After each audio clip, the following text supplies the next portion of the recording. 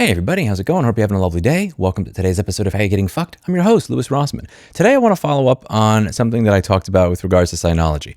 In the past, Synology did this thing where they made it so if you wanted to be able to use all the features of your NAS, you had to use their branded hard drives. Now, obviously, anybody watching here who's tech savvy understands that hard drives are not something that just anybody makes. There's a very small number of companies that produce them. Synology does not produce them. They would just simply be putting their certification sticker on certain drives, and you would only be able to use certain features and functionality of the NAS if you were using those drives. Now, luckily, they did change their mind on this. They went back on it because of the sheer amount of blowback that they got. But the point I was making in this video that's horribly cropped because I don't know how to set up OBS scenes, even though I've been on YouTube for 14 fucking years, is that it's not enough for a company that does something like this to go back. They also need to demonstrate to me that they are never going to do this type of stupid shit again. I need to know when I buy their product that you are never going to try and change the terms of the sale after the sale again. So let's take a look at some of their behavior as of recently. Have they changed course and actually changed as a company, or are they still on that path to trying to figure out what it is they can get away with?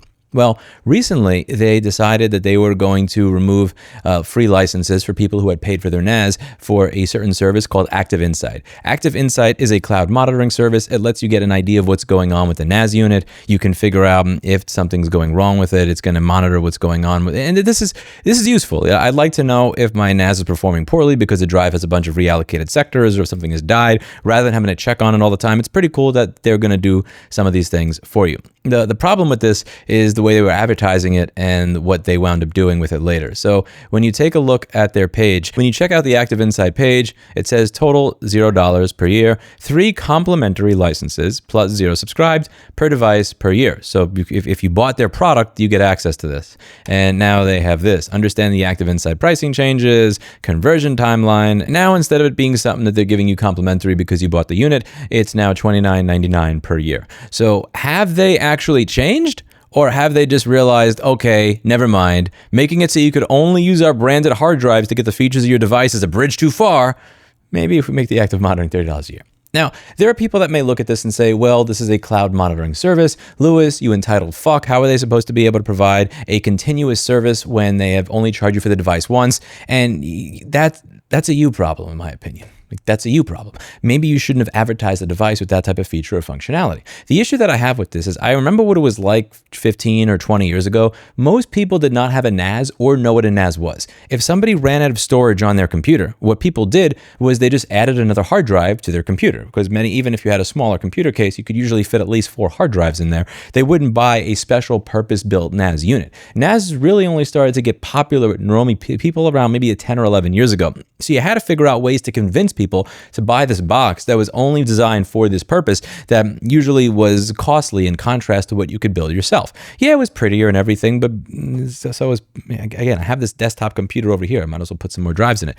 So one of the ways that you can get people to buy something that they otherwise wouldn't buy is by throwing in all these other features. Even if it's not a feature I'm going to use, if you're trying to convince me to buy something, you're like, okay, I'll throw this in for free. Okay, I'll throw this in for free. Fine. This box may be $800 for something that I usually wouldn't pay for, but you threw in all these things. I'll make the $800 purchase that I otherwise would not have made. Synology is not the cheapest way to get a NAS. It is not the cheapest way to store your data. So they have to figure out ways to get people to buy it. And once they have buy-in, once they have a brand built around it, then that's when they start clawing shit back and taking it away. There are many people that may have bought a Synology because of all these different features that have been advertised on it, and they have been clawing these back over time. Whether we're talking about the Active Insight paid subscription conversion, we're talking about paywalling mail server features. There's a number of different things that Synology has done over the years, and they're doing that now that they have built their brand. They're doing that now that the concept of a NAS is something that exists outside of a server sysadmin that uses a Linux terminal every day.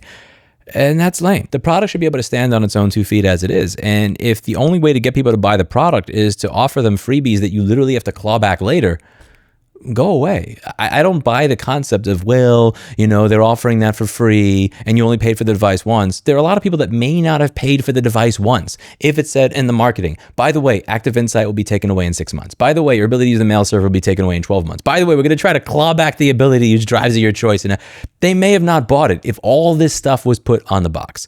When I advertise my products and services at my company, I advertise them based on what is economically viable to provide at the time. If I don't think I'm going to be able to provide something into the future that I told you you're getting right now when then I'm just not going to do it. It's just that simple. Yet I don't understand how it is that the process that gets applied to a 6 or 5 employee company is something that people don't want to apply to a 50-person company or a 500-person company or a 50,000 employee company. And it just aggravates me because as a business owner, these are things that myself, I would feel guilty or bad doing. It annoys me because these are things that as a business owner, I would not do. I would be afraid of getting in trouble. I would be afraid of my customers showing up and throwing me off this balcony. I would be very concerned if what it is I was offering people was so bad that I had to throw in freebies that I was going to take away later just to try and twist their arm into a yes. I don't use Synology anymore. Personally, my experience, I bought one about 11 or 12 years ago when I was really starting to get into YouTube and wanted a place to store my stuff. And again, I was one of those people that didn't use 99% of the features, but it was like, fine, fuck it. You make it easy here. Sure, I'll buy it. That was me. I was one of the people that bought this, not because of Active Insight, but just because I read all the features and it's like, fine, if you're going to give me all that stuff, I'm not going to build it myself, even though I'm probably not going to use it. I stopped using it when I wanted to encrypt my disk, and I forget exactly what it was because this is many years ago.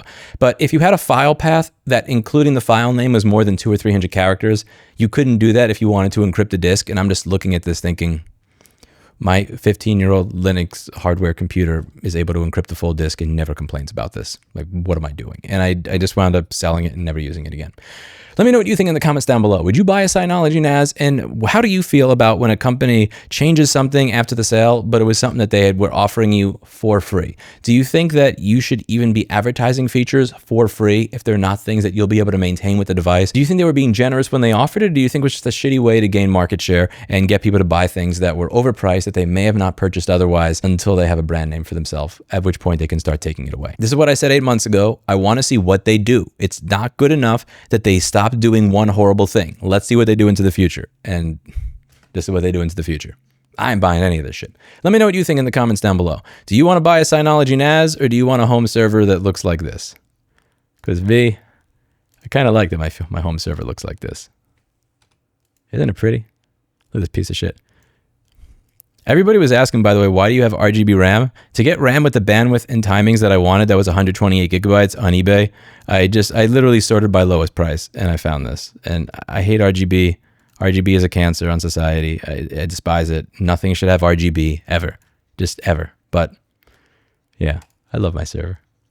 I will fuck Synology. This thing's awesome. See you in the next video. Bye now.